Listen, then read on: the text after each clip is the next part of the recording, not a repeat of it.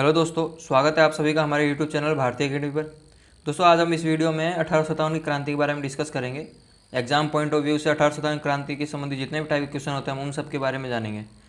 तो जो 1857 क्रांति थी ये कोई आकस्मिक घटना नहीं थी, बल्कि अंग्रेजों के शासन के खिलाफ चले आ रहे जन आक्रोश, उनकी नीतियों के प्रति घृणा, विदेशी शासन के प्रति घृणा के साथ साथ बहुत से ऐसे कारण थे जो विदेशी शासन के खिलाफ एक जन विद्रोह का कारण बना। 1857 की क्रांति सिर्फ सिपाही विद्रोह का ही कारण नहीं था, बल्कि 1857 से पहले हुए सभी क्रांति जैसे वेल्लोरी क्रांति, कोली क्रांति, बैरकपुरी क्रांति, खासी क्रांति, संथाल क्रांति, नील क्रांति, इन सभी क्रांतियों एक तरह से एक परिणाम ही था। तो दोस्तों, इस वीडियो में हम 1857 की क्रांति के जितने भी कारण हुए, जैसे राजनीतिक कारण, सामाजिक कारण, आर्थिक कारण, सैनिक कारण, तत्कालीन कारण, और क्रांति कब प्रारंभ हुआ, किस स्थान से प्रारंभ हुआ, कौन से नेता थे इसके, कौन और इस क्रांति का क्या परिणाम हुआ, इन सब के बारे में हम इस वीडियो के अंदर डिस्कस करेंगे। तो लेक्चर शुरू करने से पहले मैं आपको बता दूं, हमारे इंस्टाग्राम अकाउंट को फॉलो नहीं किया है तो आप उसे यहाँ फॉलो कर सकते हैं, जहाँ आपको करंट अफेयर की क्विज़ और एग्जाम रिलेटेड आपको जो भी पोस्ट है वहाँ पे आपको मिल जाएगी। और जो लेक्चर की जो PDF है वो हमारे आप टेलीग्राम चैनल भारतीय अकेडमी से डाउनलोड कर सकते हैं, जिसकी लिंक आपको वीडियो के डिस्क्रिप्शन के अंदर मिल जाएगा। और अभी तक आपने हमारे यूट्यूब चैनल भारतीय अकेडमी को सब्सक्राइब नहीं किया तो सब्सक्राइब करके बेल आइकन को दबाएं, जिससे आगे वाले हमारे जो नेक्स्ट वीडियो आने वाली और वीडियो उनके नोटिफिकेशन आप तक पहुँच सके। तो चलिए लेक्चर शुरू करते हैं। तो पहला है राजनीतिक कारण। तो उस समय राजनीतिक कारण क्या था 1857 क्रांति के लिए? तो उसके पहले सहायक संधि। तो 1798 के अंदर लॉर्ड वेलेस्ली ने एक सहायक संधि प्रस्तुत किया। इसमें अंग्रेजी सत्ता को स्थापित करने के लिए, फ्रांसीसियों को भय को समाप्त करने के लिए तथा इसी के उद्देश्य के लिए वेलेस्ली ने इस सहायक संधि की प्रणाली को लेकर आया। और इस संधि को स्वीकार करने वाले राज्यों में जो राज्य थे जो इस संधि को स्वीकार कर लेते तो वो तो अंग्रेजों के अधीन हो जाते थे। अर्थात जो राज्यों का जो बाह्य का जो आक्रमण सुरक्षा है, राज्य की सुरक्षा थी, तो वो तो अंग्रेजों के हाथ में थी, लेकिन जो आंतरिक मामले थे उसमें अंग्रेज हस्तक्षेप नहीं करते थे। तो ये संधि का एक मेन कारण था, राजनीतिक कारण था।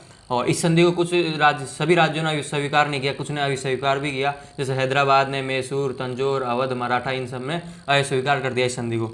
फिर आती है विलय संधि। 1848 के अंदर लॉर्ड डलहौजी ने विलय संधि लेके आया। विलय संधि को जो हड़प नीति और या अपहरण नीति भी कहे, तो इस हड़प नीति के तहत डलहौजी ने सतारा, झांसी, नागपुर तथा और कुछ राज्य से अवध और बरार को तो भ्रष्टाचार का आरोप लगाकर उसको अंग्रेजी राज्य मिला लिया। और इसी विलय नीति के तहत एक कानून पास किया गया, जिससे राजा जो भी राजा थे उनको वो अपने दत्तक पुत्र उस समय लिया करते थे। जैसे अगर पुत्र नहीं होते तो दत्तक पुत्र के रूप में अपने जो शासन है अपना उत्तराधिकारी बनाते थे, उसका अधिकार को समाप्त कर दिया गया इस विलय नीति के द्वारा। उसके बाद आया नाना साहब थे, उनकी पेंशन भी बंद कर दी अंग्रेजों ने। तो ये एक राजनीतिक कारण हुए 1857 क्रांति के। ठीक है, चलिए नेक्स्ट देखते हैं। फिर आता है सामाजिक कारण।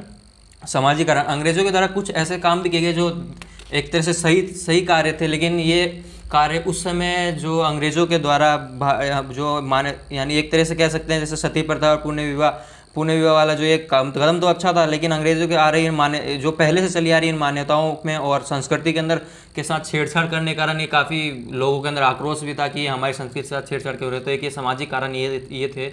सती प्रथा का अंत कर दिया गया था लॉर्ड विलियम बेंटिक के द्वारा, और पुनः विवाह जो 1556 के अंदर लॉर्ड कैनिंग के द्वारा। तो ये दो कारण थे सामाजिक कारण। ठीक है, फिर आते हैं आर्थिक कारण। आर्थिक कारण में क्या होता है, जो भी भारतीय अब जो अंग्रेजी सैनिक होते थे या अंग्रेजी जो अधिकारी होते थे उनको भारतीय जो धन होते थे उनसे ही उनको जो उनके वेतन हुआ करते थे वेतन को उसमें से देने लगे। जब भारतीय की जो भी कीमती चीज़ें तो उनको विदेशों में भेजा जाने लगा, तो ये भारतीय धन का निष्कासन होने लगा। एक आर्थिक कारण ये था। उसके बाद आता है स्थायी बंदोबस्ती व्यवस्था। स्थायी बंदोबस्ती व्यवस्था के अंदर 1793 में लॉर्ड कॉर्नवालिस ने स्थायी बंदोबस्ती व्यवस्था लेके आया। ठीक है, तो इसके तहत जो भूमि का स्वामी था उसको भूमि का लगान वसूली के लिए इन्होंने एक जमींदार को नियुक्ति कर दिया था। जो भूमि का स्वामी और जो भी लगान वसूली है वो जमींदार करेगा, और जो किसानों की जो भूमि संबंधित था उनके जो पूर्वजों की ज़मीन थी अब उससे उनका अधिकार समाप्त हो गया था। और जमींदार को यह आवश्यक कर दिया गया कि लगान का लगभग 10/11 मतलब 11 में से 10 भाग तो कंपनी को देना होता था, और इसका 1/11 भाग वो उनको खुद को जमींदारों को लेना पड़ता था। तो ये इनको जमींदारों के ऊपर छोड़ गया था लगान वसूली के लिए। लेकिन अगर जमींदारों को भी ये कहा गया था कि उनको टाइम टू टाइम लगान देना पड़ता था, जिससे अगर वो लगान नहीं देते थे तो उनकी जमींदारी को नीलाम कर दी जाती थी, और नीलाम करके किसी और को जो ये कार्य अच्छी नीलामी में जो पास नीलाम करने के बाद जो लेते थे तो उनको दूसरी जमींदारी दूसरे को दे दी जाती थी। ठीक है, तो ये था आर्थिक कारण। और एक ये भारतीय कुटीर उद्योग, जो छोटे छोटे उद्योग थे, भारतीय जितने भी उद्योग चलते थे उनके से पूरी तरह से वो एक तरह से समाप्ति हो गई, क्योंकि विदेशियों से आने वाले सामानों के कारण ये भारतीय उद्योग, कुटीर उद्योग थे, वो बंद हो गए। चलिए नेक्स्ट देखते हैं। फिर आता है सैनिक कारण। सैनिक कारण उस समय क्या हुआ था, जो भी भारतीय सैनिक हुआ करते थे उनका वेतन कम होता था। जो भी अंग्रेजी सैनिक थे उनकी तुलना में जो भारतीय सैनिक हुआ करते थे उनको वेतन कम मिलता था, उनके लगभग आधा ही मिलता था वेतन इस करते। तो ये एक भेदभाव था सैनिकों में, इसका एक रोष था। और जो भी भारतीय सैनिक होते थे उनको उच्च पद नहीं दिए जाते थे। जो भी एक पद फिक्स कर दिया था कि भाई हाँ आपको हवलदार या जो भी एक पोस्ट था उसके ऊपर की पद नहीं जाती, जो बड़े बड़े पद थे वो सिर्फ अंग्रेजी सिपाहियों को दिए जाते थे। तो ये दो सेना के अंदर सिपाही तो होते थे भारतीय सिपाही, लेकिन उनको बढ़िया वेतन ना मिलना और अच्छे पद ना मिलने के कारण ये एक आक्रोश भी सेना में था। तो ये सैनिक कारण था। अब उस समय का मेन कारण क्या था, तत्कालीन कारण, तो उसकी हम बात करेंगे। तत्कालीन कारण क्या था, तो तत्कालीन कारण में उस समय क्या हुआ कि अंग्रेज सभी सैनिकों के द्वारा एक लोहे की पुरानी बंदूक को यूज़ की जाती, तो उसको हटाकर उसकी जगह नई इनफील्ड राइफल का यूज़ किया जाने लगा। अब इस नई इनफील्ड राइफल को यूज़ करने के लिए इसमें जो कारतूस यूज़ होता था वो गाय और सूअर के मांस का, चर्बी की बनी हुई होती थी। अब इसको क्या इस कारतूस को मुंह से काट कर फिर उसको राइफल में डाल को यूज़ करना होता था। तो इसके कारण ही ये जो भी भारतीय सैनिक थे उन्होंने ये चीज़ मतलब कारतूस को मुंह से चाबा के काटने से मना कर दिया। इस कारण ये एक काफ़ी आक्रोश हुआ कि ये चर्बी को क्यों यूज़ लिया जा रहा है, इस कारण मुंह से काटना पड़ता है इसलिए। तो अब इसी के कारण काफ़ी सैनिकों के अंदर ये कि वो आक्रोश फैल गया अंग्रेज सेना के प्रति। ठीक है, तो अब 29 मार्च 1857 को मंगल पांडे के द्वारा मेजर ह्यूरसन और लेफ्टिनेंट बाग की हत्या कर दी गई थी।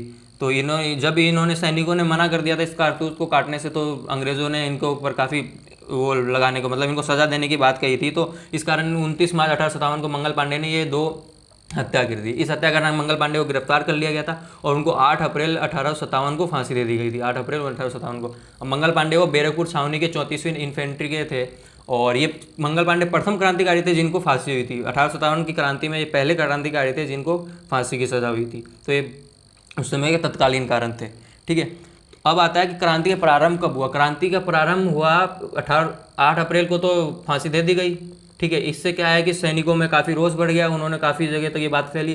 तो वैसे प्रस्तावित तो किया गया क्रांति स्टार्ट करने का 31 मई 1857 से, लेकिन क्या हुआ मेरठ के अंदर 10 मई 1857 से ही क्रांति स्टार्ट हो गई है। और इसका जो क्रांति का चिन्ह बना वो रोटी और कमल को रखा गया। तो हुआ ये कि जो 9 मई था, 9 मई के दिन जो 85 मेरठ के अंदर 85 घुड़सवार सैनिक थे उनको क्या चर्बी युक्त कारतूस का उपयोग से मना कर दिया उन्होंने। तो इसका उपयोग से मना करने के कारण अंग्रेजी सेनापति ने उन्हें बागी करार दे दिया और 10-10 वर्ष का कठोर सजा का ऐलान कर दिया। तो इसके करने के कारण 10 मई को मेरठ छावनी के द्वारा विद्रोह कर दिया गया और वो दिल्ली कूच की ओर निकल गए। और फिर दिल्ली के अंदर 11 मई को बहादुर शाह जफर को पूरे हिंदुस्तान का मतलब ताजपोश करके हिंदुस्तान का बादशाह घोषित कर दिया गया, बादशाह हिंद घोषित कर दिया गया। इसके बाद 12 से 31 मई के बीच तक मुजफ्फरनगर, इटावा, मथुरा, अलीगढ़ में सभी जगह क्रांति शुरू हो गई। ऐसे क्रांति धीरे धीरे बढ़ती गई। फिर 4 जून को लखनऊ में, उसी 4 जून को झांसी में, 5 जून को कानपुर में, 6 जून को इलाहाबाद में, फिर 6 जून को बनारस में और 12 जून को बिहार में। इस तरह से चारों तरफ क्रांति फैल गया। ठीक है, तो ये क्रांति कहाँ से प्रारंभ हुआ, स्टार्ट 10 मई से हुआ, फिर उसके बाद 12 जून तो बाकी चलता रहा। फिर अब बात करते हैं क्रांति के स्थान क्या थे, वहाँ के नेता कौन थे और बाद में क्रांति कौन से सेनापतियों के द्वारा उसको क्रांति को समाप्त की गई। तो दिल्ली के अंदर क्या हुआ, दिल्ली में बहादुर शाह जफर थे क्रांति के नेता, लेकिन सैन्य कमान संभाल रखे थे वो बेरत खां थे, है ना। और इस क्रांति का यहाँ पे दमन किया था हडसन और निकोलसन ने। लखनऊ में बेगम हजरत महल, इनको महकपरी भी कहा जाता था, महकपरी। और यहाँ पे क्रांति का दमन हैब्लॉक और कैंपबेल बेल ने किया था। कानपुर में नाना साहब और सैन्य नेतृत्व तात्या टोपे के हाथ में था और ये कंपलवेल ने यहाँ पे किया। झांसी में रानी बाई, इलाहाबाद में लियाकत अली, बनारस में भी लियाकत अली, बिहार में कुंवर सिंह, फैज़ाबाद में मौलवी अहमदुल्ला। तो यहाँ पे झांसी में तो ह्यूरस ने और इलाहाबाद और बनारस के अंदर तो नील ने और बिहार में टेलर ने और फैज़ाबाद में नील ने, इन्होंने क्रांति का दमन कर दिया। तो ये पूरा जहाँ क्रांति के स्थान क्या है, नेता कौन थे और इनके ब्रिटिश सेनापति कौन थे, तो ये आप आराम से देख लेना, इसको आराम से पढ़ना, कोई दिक्कत नहीं है। ठीक है, तो चलिए मैं आगे चलता हूँ। तो अब मैन आता है क्रांति का परिणाम क्या हुआ। तो क्रांति तो हुई, क्रांति समाप्ति कर दी गई अंग्रेजी सैनिकों के द्वारा। फिर इस क्रांति का परिणाम क्या हुआ, तो क्रांति का परिणाम यह हुआ कि ईस्ट इंडिया कंपनी जो थी उसका शासन समाप्त कर दिया गया। ईस्ट इंडिया कंपनी थी ईस्ट इंडिया कंपनी, उसका शासन समाप्त कर दिया गया। अब पूरा भारत का शासन कहाँ चला गया? ब्रिटिश महारानी के हाथ के अंदर चला गया, यानी ब्रिटिश क्राउन था उसके हाथ में चला गया पूरा शासन। और जो गवर्नर जनरल का पद हुआ करता था उसको पद को वायसराय में परिवर्तित कर दिया गया। मुगल साम्राज्य समाप्त हो गया। मुगल साम्राज्य समाप्त करके जो अंतिम मुगल शासक कौन थे? बहादुर शाह जफर, उनको रंगून भेज दिया गया। रंगून अभी कहाँ पे है? म्यांमार के अंदर है, ठीक है। तो रंगून भेज दिया गया, वहाँ पे चले गया। जो विलय नीति शुरू की गई थी डलहौजी के द्वारा, उस विलय नीति को समाप्त कर दी गई, है ना। और भारतीय शासन अधिनियम 1858 को पारित कर दिया गया। जो 1858 का शासन अधिनियम था उसको एक नया शासन शुरू किया गया कि भारतीय ये शासन अधिनियम बनाएंगे, इस अधिनियम के द्वारा ही शासन भारत में होगा। और सेना का पुनर्गठन किया गया। सेना में जो पहले जो वो सैनिक यानी इंडियन सैनिक ज़्यादा हुआ करते थे विदेशी के अकॉर्डिंग, तो उसको ही मैनेज किया गया और सेनाओं का पुनर्गठन किया गया। और जो भारतीय, अब इस समय क्या हुआ, इस समय फिर ये सेना, इस क्रांति के बाद भारत के अंदर जो भी राजनीति थी, अब इसमें एक नया उदय होता है, एक उग्रवाद का नया उदय हो जाता है, एक नई क्रांति स्टार्ट हो जाती है।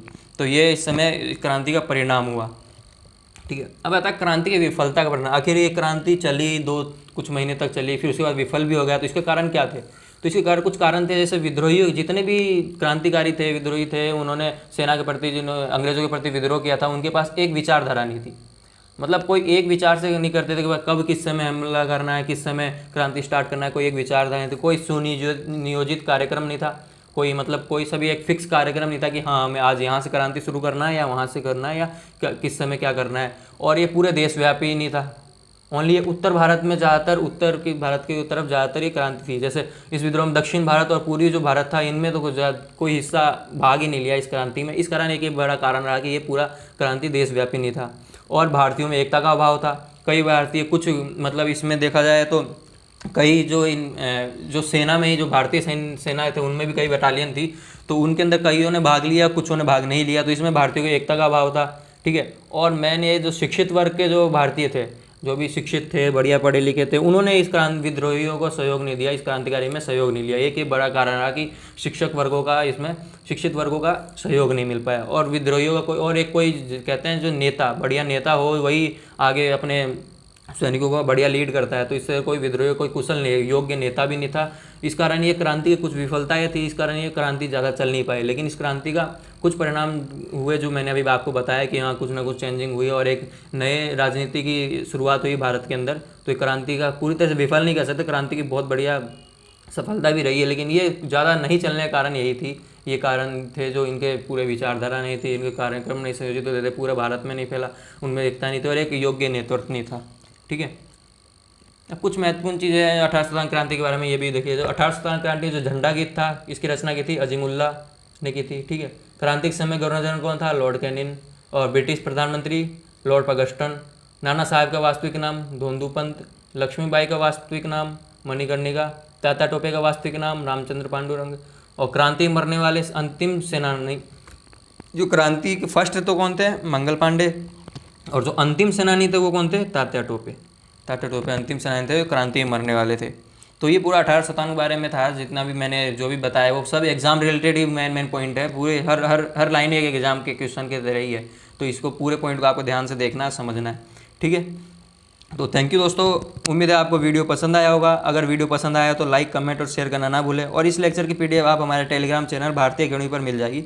तो चैनल को अभी तक आपने सब्सक्राइब नहीं किया है तो सब्सक्राइब कीजिए और बेल आइकन को दबाना ना भूलें, जिससे आपको नेक्स्ट वीडियो की नोटिफिकेशन आप तक जल्द से जल्द पहुंच सके। और ऐसी और वीडियोस हमारी आती रहेगी, इसके कारण आप सब्सक्राइब जरूर करिएगा। और जो लेक्चर की इस PDF है आप टेलीग्राम से ले सकते हैं। Thank you.